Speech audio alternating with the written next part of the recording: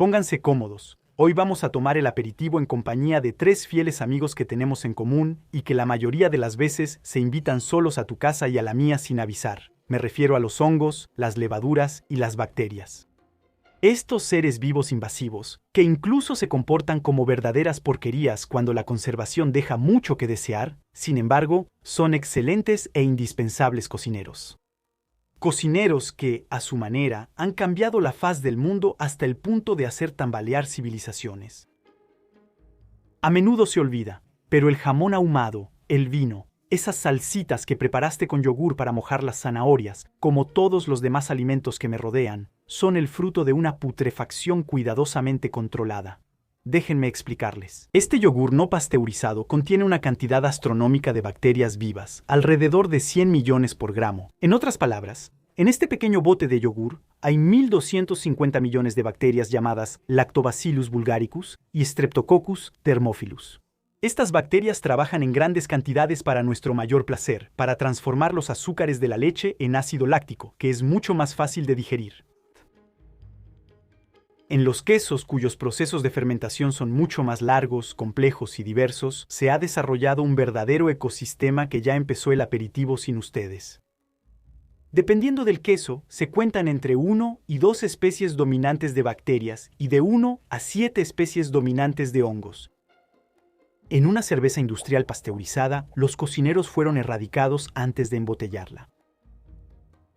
Pero durante su preparación se agregan en promedio entre 10 y 20 millones de células de levadura, que son un tipo de hongo sin micelio, por cada mililitro de líquido. Así que una cerveza es la obra colectiva de varios miles de millones de levaduras. Sin embargo, me imagino que, al igual que a mí, en ningún momento estos alimentos les hacen pensar en fenómenos de putrefacción. Sin embargo, la definición de putrefacción es, literalmente, la descomposición de materias orgánicas bajo la acción de bacterias o de hongos. Y sin ella, la Santa Trinidad, pan, salchichón, cerveza, que le dan un poco más de sentido a nuestro breve paso por la Tierra, no existiría. Ya sea que pienses con el estómago o no, en la cocina hay una verdad de la que nadie puede escapar. Toda materia prima comestible para el ser humano, ya sea animal o vegetal, se deteriora bajo la acción de los microorganismos presentes en su entorno. Y están en todas partes. Así que, desde el inicio de la humanidad, nuestra especie ha tenido que encontrar maneras ingeniosas para lidiar con la presencia de esa cohorte de invisibles que atacan los alimentos. Y para protegernos de ellos, solo hay 3 maneras de hacerlo. Obviamente podemos intentar ir más rápido que ellos, y para eso hay que comerse todo antes de que se eche a perder. También podemos intentar ralentizarlos, salando o ahumando las carnes, por ejemplo. O también podemos buscar entre esas podredumbres algunos aliados, que hagan que al fermentar el alimento original no se vuelva asqueroso, sino que se transforme en algo comestible, y si es posible, en algo delicioso. Demos un salto en el tiempo. Las mujeres y los hombres que cazaban y recolectaban para alimentarse en el Neolítico estaban continuamente en competencia con 2 tipos de depredadores. Aquellos que eran bien visibles en el paisaje, que les impedían acceder a las mismas plantas y a los mismos productos, creemos que ellos. Y aquellos mucho más discretos, los descomponedores, que atacaban rápidamente la carne de los animales cazados, así como las frutas caídas. Para combatir y erradicar esos organismos invisibles y a veces patógenos que intentaban robarles el filete de mamut de la boca, nuestros antepasados solo tenían como arma la cocción. Excepto que ayer como hoy, existen los despistados, personas como tú y yo, que frecuentemente olvidaban algo en el fondo de la cueva, de la despensa o del refrigerador. Y eran ellos quienes, desde siempre y en todas las regiones del mundo, dejaron que la leche, la carne, las frutas o las verduras se pudrieran en condiciones particulares. Permitieron sin querer descubrimientos fascinantes. La mayoría de las veces, cuando dejas que algo se pudra en un rincón, no obtienes nada bueno. El alimento se transforma en algo que, aunque visualmente fascinante, suele ser asqueroso, incluso absolutamente incomible. En la carne pueden desarrollarse parásitos que podrían hacerte arrepentirte de haber nacido o derretir los días de vida que te quedan como nieve al sol. Algunas bacterias patógenas como Escherichia coli, Salmonella o Listeria pueden literalmente hacer temblar a la industria alimentaria, provocando escándalos sanitarios. En cuanto a los mohos y otras podredumbres, generalmente provocan lo que se llama una infección alimentaria. Creo que todos hemos pasado por eso. A nivel mundial, se estima que cada año 600 millones de personas se ven afectadas por este tipo de infección y que 420.000 personas mueren por ello. Pero también sucede, aunque más raramente, que el alimento común se transforma en algo extraordinario, que surge algo nuevo, suculento, incluso embriagador. Son podredumbres simpáticas que generalmente llamamos fermentos, y son responsables del aroma del café y del cacao. Las levaduras, por su parte, pueden romper las largas cadenas de azúcar de la uva o de la malta para transformarlas en etanol. También producen el CO2 que hace que la masa del pan suba. Y es bajo el efecto de las bacterias lácticas presentes en el yogur, como en el chucrut, el salami o los pepinillos, que los azúcares se transforman en ácidos lácticos, lo que hace que el ambiente sea inhabitable para las bacterias patógenas. Una gran ventaja para la conservación y un deleite para el paladar.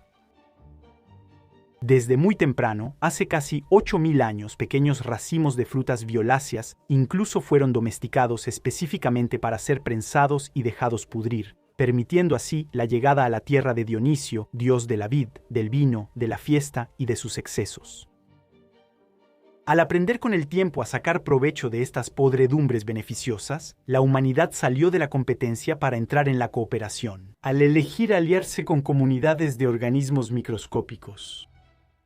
En el corazón de estos encuentros afortunados con la vida invisible al ojo humano está la fermentación, un arte relacional que no es otra cosa que una descomposición controlada, ajustando la temperatura, la cantidad de sal, oxígeno o agua disponible. Y cada vez, el resultado es algo que no está ni crudo ni cocido, sino siempre en proceso de transformación. Sin calentar los alimentos, los microorganismos que se desarrollan ahí pueden romper y desestructurar las cadenas de proteínas. En el salchichón, la consecuencia es que la carne se vuelve suave al morderla. En la leche, las bacterias degradan la lactosa. En el pan, ellas predigieren el gluten, haciendo que estos alimentos sean más fáciles de digerir.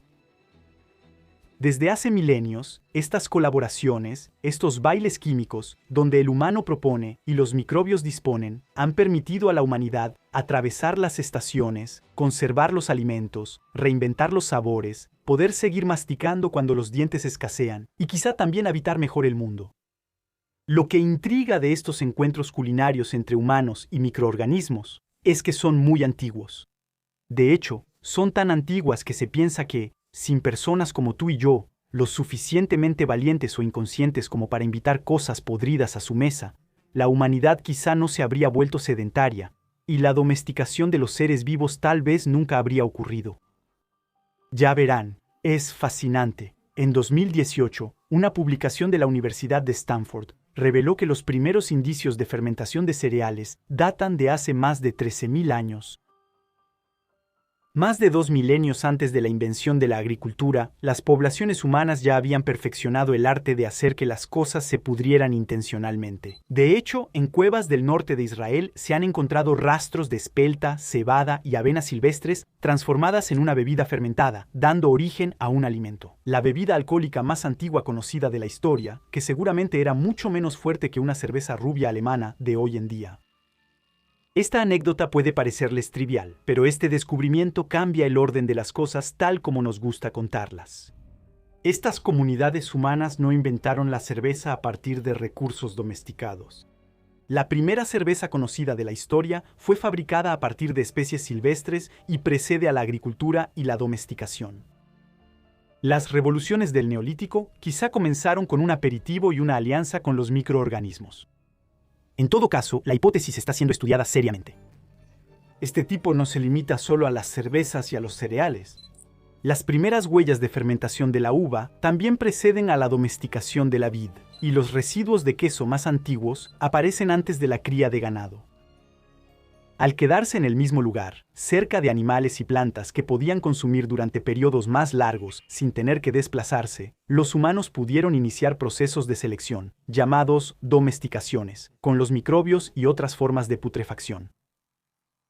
El descubrimiento y luego el dominio de estos procesos de fermentación incluso tuvo efectos beneficiosos en las poblaciones del Neolítico. Consumidos en grandes cantidades, alimentos como los cereales o la col silvestre, por ejemplo, pueden ser tóxicos. La leche era muy difícil de digerir para las poblaciones de la época ya en la edad adulta.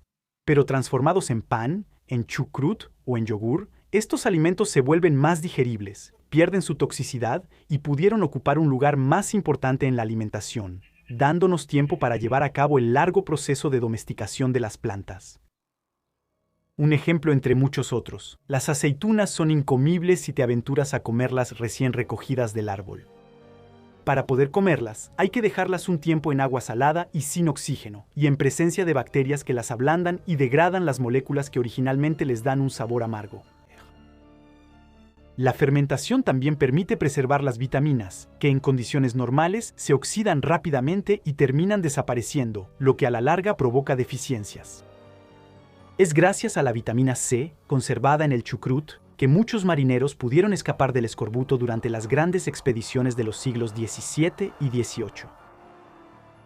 Y si a todo esto le sumamos el hecho de que, al transformar la textura de los alimentos, la fermentación también les dio buen sabor, de hacerlos más suaves, más fáciles de masticar y al mismo tiempo aumentar mucho su palatabilidad. Sí, es una palabra real que significa que dan ganas de comerlos y que los hace agradables. Al probarlos, entendemos que estas pudriciones se han vuelto aliados y por qué la fermentación está absolutamente en todas partes a nuestro alrededor. Hoy en día, la cerveza es la tercera bebida más consumida en el mundo, después del agua y el té. Y dependiendo del país, del 5 al 40% de los alimentos y bebidas que consumimos están en forma fermentada. Con más de 5.000 preparaciones culinarias diferentes registradas. En Europa Occidental estamos más bien en la parte alta, y especialmente en Francia, donde consumimos 50 kilos de productos lácteos fermentados por persona al año, y donde esto se vuelve vertiginoso es cuando los convertimos en número de especies ingeridas, o debería decir, acogidas. Llegamos a más de 1.000 especies de microorganismos diferentes por persona y por día, y eso solo con los productos lácteos. Lo que significa que cada vez que invitas a tus amigos a cenar, en realidad hay cerca de 1 millar de especies sentadas a la mesa. Sus creaciones, generalmente de sabor fuerte y pronunciado, también representan una parte importante de la identidad cultural de los pueblos. Si sales de Francia, lo que vas a extrañar es el queso, la baguette y seguramente el salchichón. En Alemania, el chucrut, los embutidos y el pan negro. Muchos japoneses viajan con su salsa de soya. Los vietnamitas seguramente te hablarán del nem chua, una especie de salchichón de allá que tiene la particularidad de tener una fecha de inicio y de fin de consumo. Si lo compras demasiado pronto, tienes que esperar un tiempo para que esté bien fermentado antes de poder consumirlo.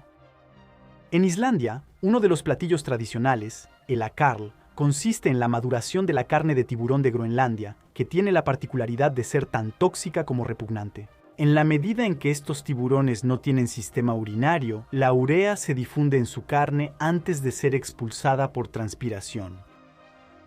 Al mismo tiempo, no es fácil tirar media tonelada de carne en pleno invierno polar cuando cae en tus redes. Por eso, los islandeses inventaron una receta que consiste en dejar pudrir un buen trozo de filete de esta carne desconcertante bajo la grava durante 3 meses. Luego lo ahuman 3 meses más, en una cabaña, antes de consumir este platillo que tiene la reputación de oler fuertemente a queso, pescado y orina. No quise comprarlo para probarlo, ya que me parece un sacrilegio comer animales que pueden vivir cerca de 400 años, pero creo que las reacciones de los que no son islandeses que lo han intentado y que se encuentran en abundancia en las redes sociales atestiguan el horror de la cosa.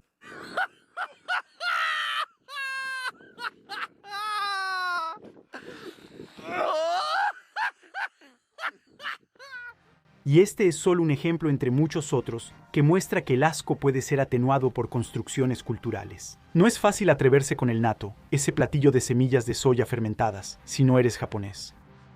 En cuanto al surströmming, perdonen mi pronunciación, esas latas de arenque fermentado, que a menudo están abombadas porque los gases producidos por las bacterias que contienen las ponen bajo presión. Es costumbre abrirlas en un lugar bien ventilado o incluso bajo el agua porque el olor es insoportable. y son pocos los que no son suecos que piensan que es buena idea comerlo.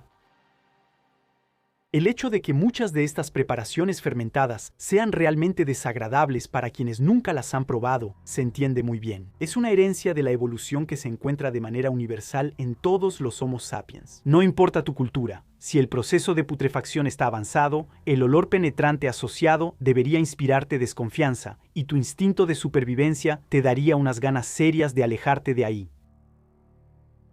Si el sentimiento de asco fue seleccionado de esta manera, es para evitar que ingiramos alimentos potencialmente peligrosos para nosotros.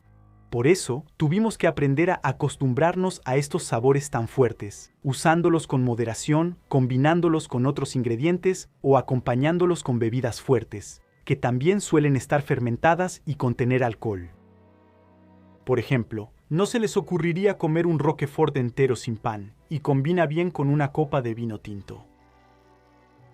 Y todos estos platillos, que son monumentos de nuestro patrimonio cultural, no se deben solo a nuestro talento como cocineros. También son obra de ecosistemas enteros, ecosistemas que durante mucho tiempo permanecieron desconocidos. Antes del siglo XVII y la invención del microscopio, aunque el ser humano practicaba la fermentación desde hacía milenios, nos era imposible entender su causa porque toda una parte del mundo vivo, el mundo microscópico, nos era inaccesible.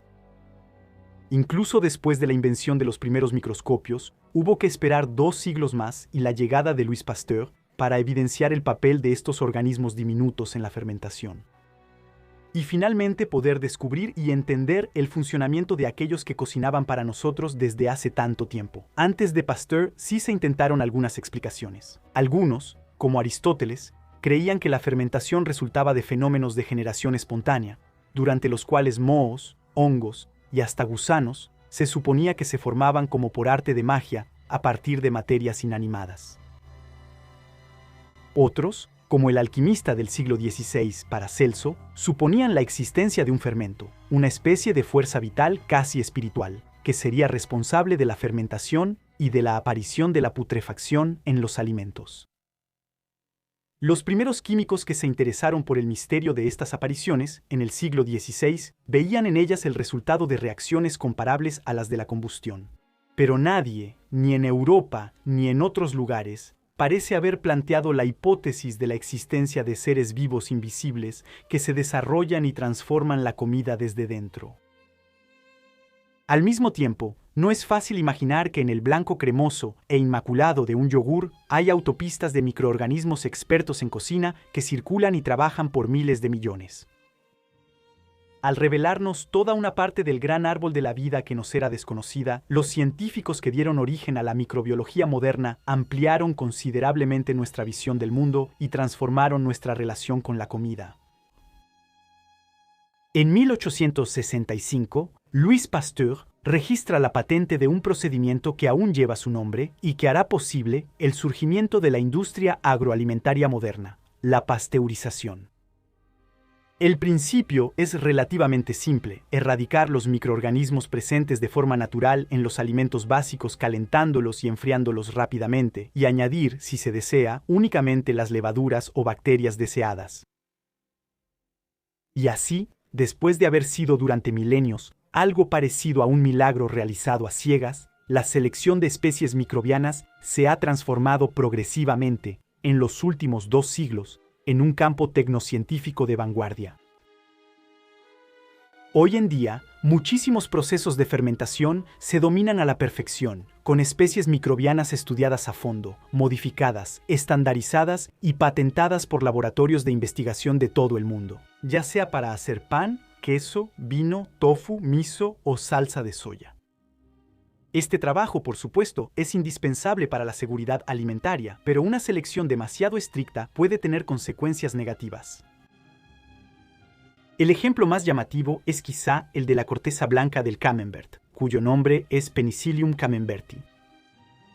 En Penicillium, por supuesto, reconocen la penicilina, y es normal, porque es a esta familia de hongos, que lleva millones de años en guerra con las bacterias, a la que debemos el desarrollo del primer antibiótico, MELS. Al infestar toda la parte exterior del queso, el moho inofensivo y delicioso que es Penicillium camemberti impide que otros mohos o bacterias se instalen allí. Hoy en día, la corteza de todos los camemberts es blanca. Pero hasta los años 50 se usaban diferentes hongos, que podían dar manchas anaranjadas, grises o verdes. Y luego, todos empezaron a usar la misma variante albina, la misma cepa. Así que no solo es la misma especie, sino el mismo individuo que se inocula desde hace decenas de años en todos los camemberts y todos los bris. Y donde esto se vuelve problemático es que esta clonación o multiplicación vegetativa no le permite a nuestro amable hongo mezclar sus genes. En otras palabras, al entrar en el negocio del queso, Penicillium tuvo que decirle adiós al sexo que normalmente practicaba en estado salvaje. De la misma manera que una orquídea va a tener dificultades para florecer en tu departamento, Penicillium camemberti no tiene las condiciones necesarias para producir esporas sexuales en su entorno quesero. Mutación tras mutación, sin mezcla genética, la cepa se debilita. Así que nuestro invitado aquí presente está al borde del agotamiento, y algunos investigadores están trabajando en protocolos para ayudarle a recuperar una vida sexual plena, o incluso para encontrarle un reemplazo. Quizá aún más loco, lo que nos une a estos microorganismos va mucho más allá de la cocina y llega incluso a nuestra intimidad más profunda. Porque si la fermentación nos permite predigerir los alimentos, cuando estos llegan a nuestros estómagos, al final son otros microorganismos los que también se encargan de digerirlos. Inoculados en tu tracto digestivo, lo que llamamos probióticos no se convertirán en habitantes de tu cuerpo, sino en una parte de tu cuerpo, e incluso de tu psique. Al unirse a tu microbiota, la inmensa cohorte de bacterias de tu tracto digestivo. Una buena digestión es un pilar de nuestra buena salud física, y eso se ha sabido desde siempre. En la Edad Media, era común preguntarle a alguien sobre su salud preguntándole cómo andaba del vientre. Tan centrales eran los problemas digestivos en la vida cotidiana. Los problemas actuales de intolerancia alimentaria, o síndromes cada vez más comunes, como el del colon irritable, han puesto de nuevo nuestra digestión en el centro de nuestras preocupaciones de salud. Pero lo que también se ha descubierto recientemente es que su sistema digestivo también tiene un impacto importante en su salud mental. Seguramente ya lo sabe, usted tiene tantas neuronas en el vientre como este mono en su caja craneal. Es decir, aproximadamente 500 millones de neuronas distribuidas a lo largo de su tracto digestivo. Y este segundo cerebro, o sistema nervioso entérico para los especialistas, no trabaja solo. Colabora estrechamente con los miles de microorganismos que habitan nuestras entrañas para formar un solo órgano funcional que está moldeado por su ADN, pero también por el de millones de otros ADN bacterianos.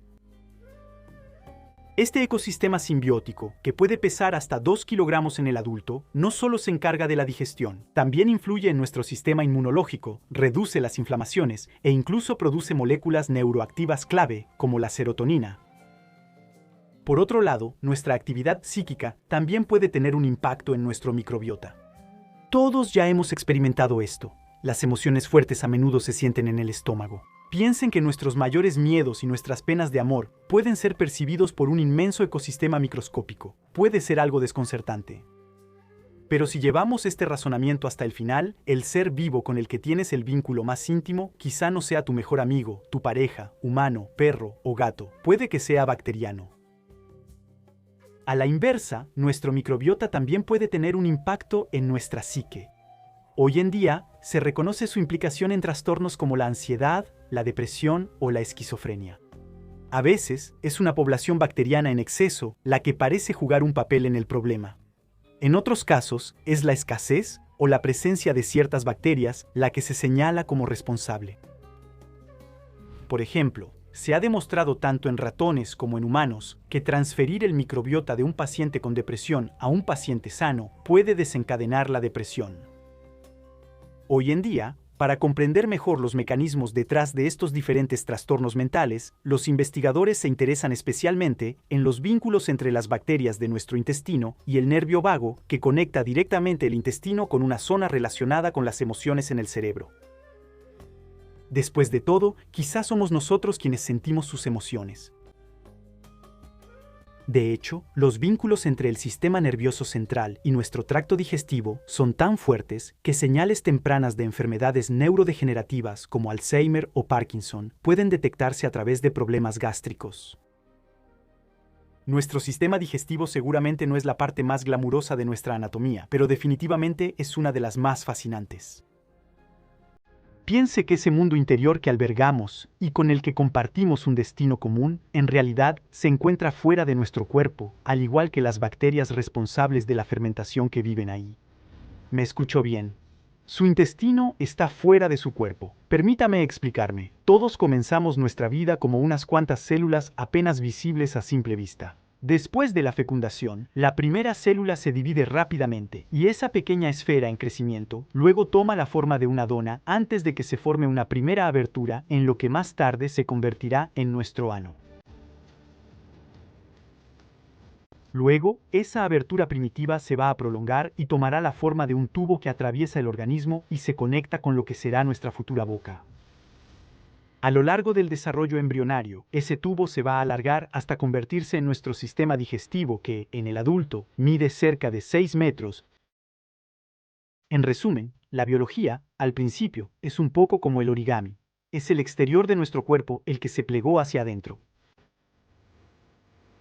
Y la superficie del sistema digestivo es un hábitat absolutamente gigantesco cuando uno tiene el tamaño de una bacteria.